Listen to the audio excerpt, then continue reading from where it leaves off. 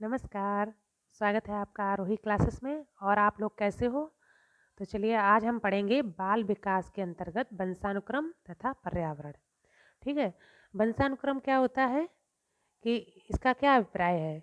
इसका मतलब है कि बालक का रंग, रूप, बुद्धि आदि अपने माता पिता से मिलती जुलती है। बालक को अपने माता पिता से शारीरिक मानसिक गुण प्राप्त होते हैं, परंतु कभी कभी क्या होता है, इसके विपरीत भी हो जाता है। ठीक है। जैसे कि माता पिता अगर मूर्ख हैं तो संतान बुद्धिमान हो सकती है, और संतान अगर माता पिता बुद्धिमान हैं तो संतान मूर्ख भी हो सकती है। तो ये जो गुण चलते हैं पूर्वजों से, जो शारीरिक और मानसिक गुण मिलते हैं, यही वंशानुक्रम के अंतर्गत आता है। ठीक है। तो इसको हम वंशानुक्रम भी कहते हैं, वंशक्रम भी कहते हैं, वंश परंपरा, आनुवंशिकता, इसी को कहते हैं। ठीक है, वंशानुक्रम को। तो अब हम जान लेते हैं वंशानुक्रम की परिभाषा। तो जे थॉमसन ने वंशानुक्रम की जो परिभाषा दी है वो है परंपरागत संतति के मध्य उत्पत्ति के संबंध दर्शाने वाला उपयुक्त शब्द वंशानुक्रम है। ठीक है। परंपरागत जो संतानें होती हैं उनके मध्य जो संबंध होता है उसको दर्शाने वाला उपयुक्त शब्द वंशानुक्रम है। ये किसने कहा है? जे थॉमसन ने। अगली परिभाषा दी है वुडवर्थ ने। तो वुडवर्थ ने क्या कहा है? वंशानुक्रम में वे सभी बातें सम्मिलित हैं जो न जीवन को आरंभ करते समय, जन्म के समय न होकर अपितु गर्भाधान के समय, जन्म से लगभग 9 माह के पूर्व व्यक्ति में विद्यमान रहती हैं। ठीक है। ये मतलब बच्चा शिशु जब अपनी माँ के गर्भ में होता है तभी से उसमें वंशानुक्रम का गुण विद्यमान हो जाता है। अगली जो परिभाषा दी है बी.एन. झा ने। इन्होंने क्या कहा है वंशानुक्रम के बारे में? कि वंशानुक्रम व्यक्ति की जन्मजात विशेषताओं का पूर्ण योग है। ठीक है, क्या है? जन्मजात विशेषताओं का पूर्ण योग। अब हम आगे देख लेते हैं वंशानुक्रम के नियम और सिद्धांत। तो वंशानुक्रम के अंतर्गत कुछ नियम और सिद्धांत भी दिए गए हैं, तो हम इसको जान लेते हैं। क्या है इसमें? जैसे उत्पादक सूत्रों की निरंतरता का सिद्धांत। तो इसके अंतर्गत क्या कहा गया है कि जो बीजकोष बालक को जन्म देता है कभी नष्ट नहीं होता है। ठीक है। इस नियम के अनुसार बीजकोष का कार्य उत्पादक कोषों को बनाना है। माता पिता से जो बीज कोष बालक को मिलता है उसे वह अगली पीढ़ी को मतलब दे देता है। तो इसमें निरंतरता का सिद्धांत दिया गया है कि जो बीज कोष है वो कभी नष्ट नहीं होता है, निरंतर चलता है, तो इसको कहते हैं निरंतरता का सिद्धांत। अगला है समानता का नियम। तो समानता के नियम के अंतर्गत क्या आ जाता है कि संतान उसी प्रकार की होती है जैसे उसके माता पिता होते हैं। माता पिता अगर बुद्धिमान है तो बालक बुद्धिमान होगा, और अगर माता पिता मंदबुद्धि हैं तो बालक भी मंदबुद्धि ही होगा। ये है समानता का नियम। ठीक है। तो पहला हमारा उत्पादक सूत्रों की निरंतरता। इसके अंतर्गत क्या हो गया कि हमारे जो गुण सूत्र हैं, जो बीज कोष हैं, वो नष्ट नहीं होते हैं, निरंतर चलते रहते हैं। समानता का नियम के अंतर्गत कि अगर माँ बाप बुद्धिमान हैं तो बच्चे भी बुद्धिमान होंगे, और माँ बाप अगर मंद बुद्धि हैं तो बच्चे भी मंद बुद्धि ही होंगे। अगला है अर्जित गुणों के संक्रमण का नियम। तो इसके अंतर्गत क्या आ जाता है कि जो माता पिता ने अपने जीवन काल में अर्जित किए हैं गुण, वो उनके बच्चों को नहीं मिलते हैं। ठीक है। इसके अंतर्गत ये आ जाता है कि जो उन्होंने अर्जित किए हैं गुण वह बालक को प्राप्त नहीं होते हैं। कई वैज्ञानिक इस मत को स्वीकार नहीं करते हैं, लेकिन कुछ नियम दिए गए हैं तो वो हम जान लेते हैं। अगला नियम है प्रत्यागमन का नियम। तो प्रत्यागमन के नियम के अंतर्गत क्या आ जाता है कि बालक में अपने माता पिता से विपरीत गुण पाए जाते हैं। ठीक। मतलब क्या हुआ? जैसे प्रखर बुद्धि, जो तेज बुद्धि के माता पिता हैं उनके यहाँ मंद बुद्धि की संतान पैदा होगी, और जो मंद बुद्धि मतलब माता पिता हैं उनके यहाँ तीव्र बुद्धि की संतान पैदा होती है। तो ये प्रत्यागमन का नियम कहा गया है इसको। अगला है नियम मेंडल का नियम। तो मेंडल के नियम का, ये जो मेंडल का नियम है ये सर ग्रेगर जॉन मेंडल के नाम पर है। ठीक है। इन्होंने अपना प्रयोग किया था, ये चेकोस्लोवाकिया के निवासी थे। चलिए हम इधर देख लेते हैं। ये दिया मेंडल का नियम। ठीक है। इनका पूरा नाम क्या है? Gregor John Mendel. ठीक है। इनका पूरा नाम है ग्रेगर जॉन मेंडल, और ये कहाँ के थे? चेकोस्लोवाकिया के निवासी थे। ठीक है। इन्होंने अपने प्रयोग जो किए हैं वो किस पर किए? मटर पर किए और चूहों पर किए। तो मटर पर जो प्रयोग किए उसके अंतर्गत क्या आ जाता है? इन्होंने छोटी तथा छोटी मटर और बड़ी मटर की जो संख्या है उनको समान संख्या में खेत में बोया। ठीक, तो उन्होंने उसके बाद क्या पाया, कुछ मतलब मटरें छोटी और कुछ मटर बड़ी। तो उन्होंने क्या देखा कि जो मटरें उत्पन्न हुई वे सब मटर बड़ी थीं। ठीक है, छोटी नहीं थी, बड़ी थीं। इसके बाद इन्होंने क्या किया है, बड़ संकर जाति की मटरों को बोया। तो इन्होंने क्या पाया कि बड़ संकर जाति की ही मटरें उत्पन्न हुई हैं। ठीक है, तो ये इन्होंने निष्कर्ष क्या निकाला अपने इस प्रयोग से, मटर पर किए गए प्रयोग से, और इन्होंने इसका नामकरण रखा मुख्य प्रकार की ओर प्रत्यागमन। निष्कर्ष क्या निकाला इसका इन्होंने कि पदार्थ कि जैसे किसी चीज में कोई पदार्थ है, अगर उसका गुण जागृत होगा तो वह गुण सुप्त गुण को समाप्त कर देता है। ठीक है, जो गुण सोया हुआ होता है उसको समाप्त कर देता है और जागृत गुण अपना अस्तित्व बना लेता है। तो मेंडल ने इसको नाम दिया मुख्य प्रकार की ओर प्रत्यागमन। फिर इन्होंने एक जो प्रयोग किया है चूहों पर किया। चूहों पर प्रयोग में इन्होंने क्या किया कि अब एक मतलब उसने सफ़ेद रंग और काले रंग के चूहों को साथ साथ रखा। ठीक है, साथ साथ रखा। कुछ चूहे इसमें क्या हुआ, कुछ चूहे काले हुए और कुछ चूहे सफ़ेद हुए।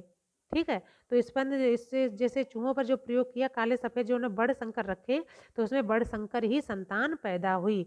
तो मेंडल ने अपना निष्कर्ष निकाला जो चूहे और मटर पर प्रयोग करके वंशानुक्रम के प्रति, तो वो क्या निकाला है कि किसी व्यक्ति के माता पिता तथा मतलब किसी व्यक्ति के माता तथा पिता की ओर से एक एक गुणसूत्र आता है।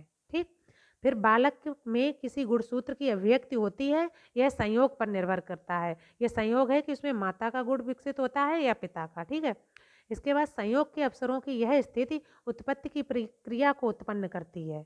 ठीक, अगला क्या है, यदि ये गुणसूत्र एक ही प्रभाव के हैं तो उनसे उसी प्रकार की अभिव्यक्ति होती है। एक ही प्रकार के हैं तो एक ही प्रकार की अभिव्यक्ति होती है।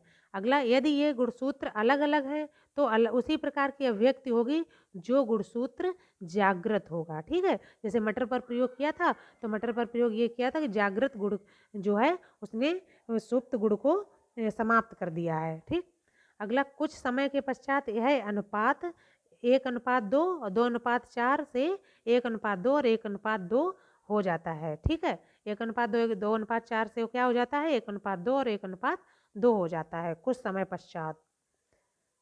चलिए आगे देख लेते हैं पर्यावरण। तो पर्यावरण की क्या परिभाषा है, पर्यावरण क्या होता है, हमारे तरफ जो चारों तरफ जो पाया जाता है, जिसमें हम रहते हैं, जो चीज़ हमें प्रभावित करती है वही पर्यावरण है। तो रॉस ने इसकी जो एक परिभाषा दी है वो हम देख लेते हैं कि कोई भी बाह्य शक्ति जो हमें प्रभावित करती है क्या है, पर्यावरण है। कोई भी बाह्य शक्ति जो हमें प्रभावित करे वो है पर्यावरण। ठीक है, तो ये हो गई है पर्यावरण की परिभाषा। अब हम देख लेते हैं बालक की शिक्षा तथा विकास में वंशानुक्रम का प्रभाव। तो वंशानुक्रम का क्या प्रभाव पड़ता है बालक की विकास और शिक्षा में। तो इसमें देखिए पहला है हमारा बुद्धि पर प्रभाव। तो बुद्धि पर क्या प्रभाव पड़ता है, एक जो गोडार्ड थे उन्होंने अपने अध्ययन किया, उसमें क्या पाया कि मंद बुद्धि माता पिता की संतान मंद बुद्धि होती है और प्रतिभाशाली माता पिता की संतान प्रतिभाशाली या प्रखर बुद्धि की होती है।